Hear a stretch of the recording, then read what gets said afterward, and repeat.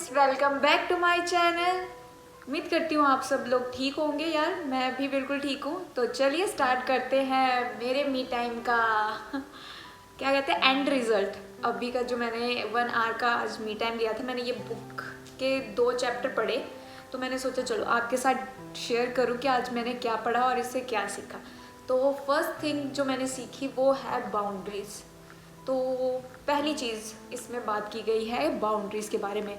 अब बाउंड्रीज़ क्या होती है, एक सिंपल वर्ड में मैं आपको बताऊँ तो जैसे एक अगर हम घर बनाते हैं, कोई मतलब जगह लेते हैं, ज़मीन लेते हैं, तो उसके आसपास हमें ये करना पड़ता है ना, बाउंड्री बनानी पड़ती है ताकि जो हमारे साथ वाला पर्सन है, जिसका हमारे साथ कोई और भी मतलब प्लॉट होगा, हम ही अकेली जगह पे तो प्लॉट नहीं रह रहे हैं, जो और भी प्लॉट है वो उनके ऑनर हमारी ज़मीन के ऊपर कब्ज़ा ना कर ले। ठीक है, तो हम क्या करते हैं, एक बाउंड्री बनाते हैं कि हाँ ये वाला एरिया जो है ये मेरा ही है, इसके ऊपर मेरा ऑनरशिप है, इसमें मैं घर बनाऊँ, ऑफिस बनाऊँ या प्लांटेशन करूँ, ये मेरे ऊपर है। ठीक है, तो बाउंड्री का मतलब यही होता है, एक मतलब आपने आसपास एक बना लेनी, क्या कहते हैं उसे, लाइन बना लेनी। ठीक है, और वो लाइन का मतलब है ना ही आप उस लाइन से आगे बढ़ेंगे, ना ही सामने वाले को उस लाइन से अपनी साइड आने देंगे। ठीक है, तो यहाँ बात की गई है कि रिलेशनशिप में जब हम बाउंड्री नहीं बनाते ना, तो हम अपने आप को लूज़ कर लेते हैं। वैसे ये बात ना बहुत ज़्यादा शायद इसके लिए मुझे थोड़ा क्रिटिसिज्म भी सुनना पड़े कि अगर आप प्यार में हैं, रिलेशनशिप में हैं, तो कोई बाउंड्री नहीं होती, 2 पर्सन एक ही है। ठीक है, बट इस बुक में ये चीज़ लिखी गई है कि बाउंड्री होनी ज़रूरी है।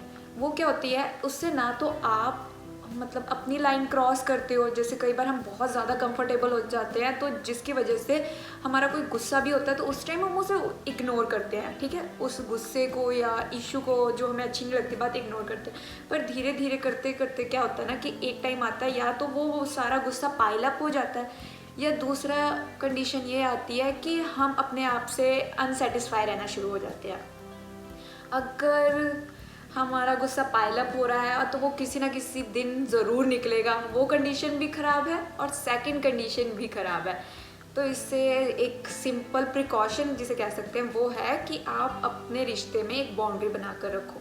ठीक है, कि क्या बात आपको स्टार्टिंग के, खासकर ये रिलेशनशिप की बात कर रहा है कि स्टार्टिंग में क्या होता है कि हम सब कुछ ना बताने को लगे होते हैं। अच्छा मेरी लाइफ में ये हुआ था, मेरी लाइफ में ये हुआ था, मुझे ये आदतें पसंद है, मुझे ये लोग पसंद है, ऐसी बातें, या कोई भी फूड आइटम मुझे ऐसे पसंद है। पर हम क्या करते हैं ना कि हमें नहीं पता कि वो सामने वाला पर्सन उस चीज़ को कैसे ले रहा है, और फिर एक टाइम शायद वो रिश्ता आपके लिए लॉन्ग टर्म का रहे ना, हो सकता है, क्योंकि जो भी पर्सन आपकी लाइफ में आ रहा है ज़रूरी नहीं कि वो फॉर एवर ही आ रहा होता है। हर कोई अपनी एक डेट, एक्सपायरी डेट लेकर आता है। तो ये होता है कि हमें उतनी देर के लिए ना, जब तक हमें कम्प्लीटली ट्रस्ट नहीं हो जाता कि सामने वाले पर्सन के लिए भी हम उतने ही इम्पॉर्टेंट हैं जितना हम उसे समझ रहे हैं, तो तब तक के लिए उसको थोड़ा सा अपने आप को क्लोज कर लो। और सेकंड चीज़ जो इसमें बताई है, फर्स्ट हो गया हमारा बाउंड्री, सेकंड है एक्सपेक्टेशंस। एक्सपेक्टेशंस के बारे में इन्होंने बहुत सही से डिटेल से सारी चीज़ें बताई हैं।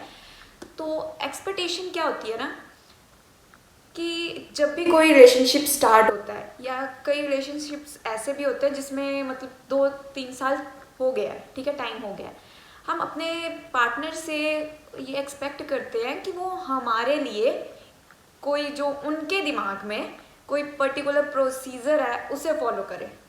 ठीक है, वो इसमें ना सबसे मेन बात आती है समझने की लव लैंग्वेज की, उसके ऊपर हम कभी और बात करेंगे। बट अभी के लिए मैं आपको ये चीज़ बता दूं कि एक्सपेक्टेशंस के लिए बंदा यही सोचता है कि अच्छा मुझे अगर वो फ्लावर देगा तो इसका मतलब है कि वो मुझे प्यार करता है, मेरी रिस्पेक्ट करता है। ठीक है, अगर वो अपनी साइड से जो हमारा सेकंड पार्टनर है, अगर वो अपनी साइड से हमारी केयर कर रहा है, हमारा ध्यान रख रहा है, या कोई और भी उसकी लव लैंग्वेज है, उसके थ्रू अपना लव शो कर रहा है, और हमें वो चीज़ समझ ही नहीं आ रही, ठीक है, तो हमें लगता है कि यार वो पार्टनर बिल्कुल ठीक नहीं है हमारे लिए।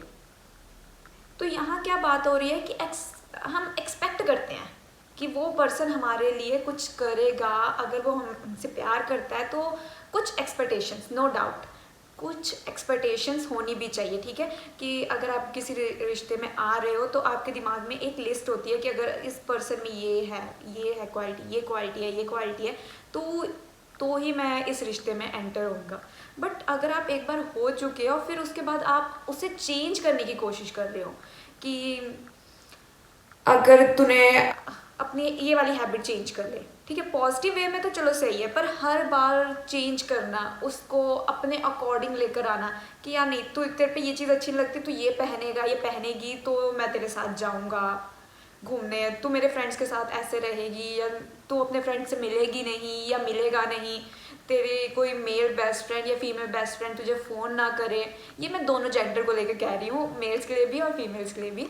तो यहाँ क्या होता है, हम एक्सपेक्टेशंस लगा देते हैं।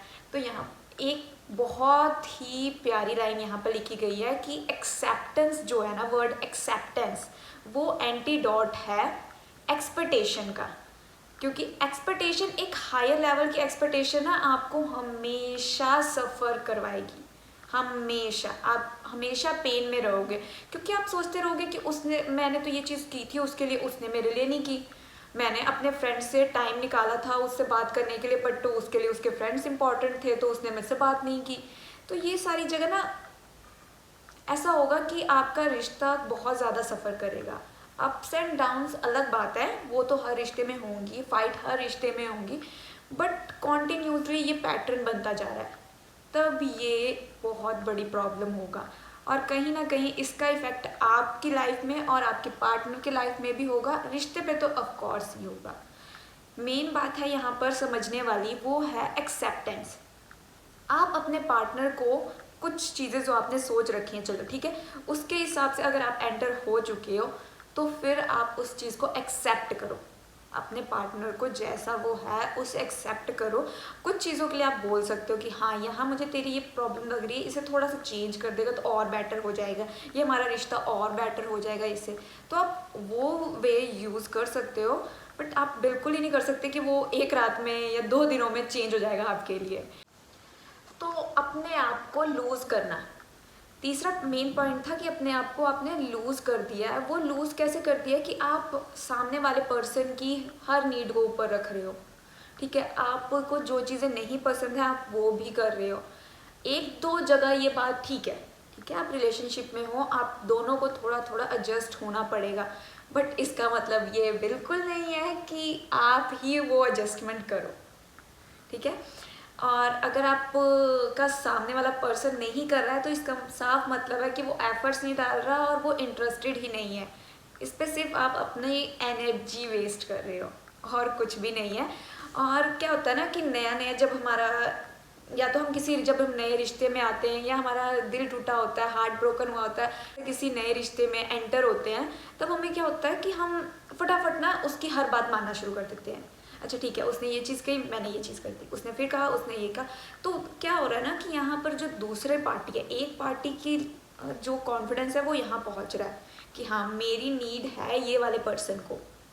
तो आप समझ रहे हो, तो ये वाला जो पर्सन है ना, एक टाइम के बाद ये अपने आप से, जो ये पर्सन था ना, वो रहेगा ही नहीं, ये अपने आप को ही लूज़ कर देगा। और आपको पता है, अगर कोई पर्सन अपने इंडिविजुअलिटी को लूज़ कर दे तो वो कभी किसी और के साथ कनेक्शन बना ही नहीं सकता, ठीक है। जो ऐसे लोग हैं जो हर बात के लिए 1 स्टेप बैक ले रहे हैं, ठीक है, स्टेप बैक ही ले जा रहे हैं, हर टाइम वो अपॉलजी वही फील करते हैं, हर टाइम कोई ना कोई मतलब एफर्ट्स वही डाल रहे हैं, तो ऐसा है ना, अपने आप को समझाओ, ठीक है, कि इस रिश्ते में, जो ये रिश्ता आप सामने वाले के साथ सोच रहे हो, उसमें एक हो आप, ठीक है, दूसरा है वो सामने वाला पर्सन, और तीसरा है ये रिश्ता, और तुम दोनों जो मिलकर बना रहे हो वो है कपल, ठीक है। ये जो तीसरा रिश्ता है वो है एज अ कपल। तो इस कपल के लिए काम करना है, इसकी भी लाइफ अलग हो सकती है, इसकी भी लाइफ अलग हो सकती है, और ये जो थर्ड है ना, एज अ कपल, ये दोनों मिलकर ही बनाओगे आप इसे, अपना अपना पार्ट इसे दोगे।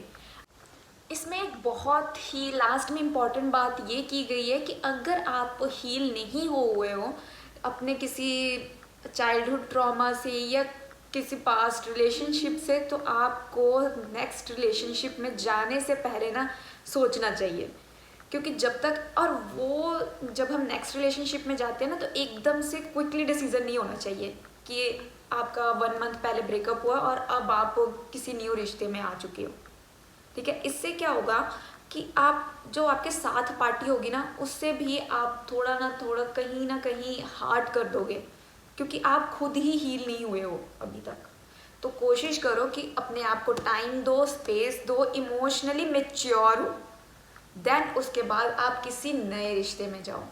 तो आज का वीडियो बस यहीं पर ही है, और इतनी बातें जो मैंने समझी वो मुझे लगा कि मुझे आपके साथ डिस्कस करनी चाहिए, शेयर करनी चाहिए। सो इसलिए मैंने आपके साथ डिस्कस की। ये जो थॉट है वो आपको कैसा लगा, ये डिस्कशन कैसी लगी, मुझे कमेंट बॉक्स में ज़रूर बताना। मिलते हैं तब तक नेक्स्ट व्लॉग में। Okay, bye.